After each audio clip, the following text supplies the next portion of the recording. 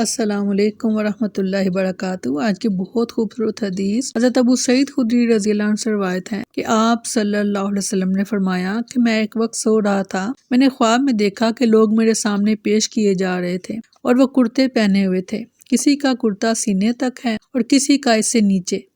پھر میرے سامنے عمر بن خطاب رضی اللہ عنہ لائے گئے، ان کے بدن پر جو کرتا تھا اسے وہ گھسیٹ رہے تھے، یعنی ان کا کرتا زمین تک نیچا تھا۔ صحابہ رضی اللہ عنہم نے پوچھا کہ یا رسول اللہ صلی اللہ علیہ وسلم اس کی کیا تعبیر ہے؟ آپ نے فرمایا کہ اس سے دین مراد ہے۔ بخاری کی روایت ہے 23۔ بہت خوبصورت حضرت عمر کے دین کے متعلق بتایا گیا کہ ان کا کرتا اتنا نیچے تھا کہ وہ پاؤں میں آ رہا تھا اور وہ اس کو گھسیٹ رہے تھے۔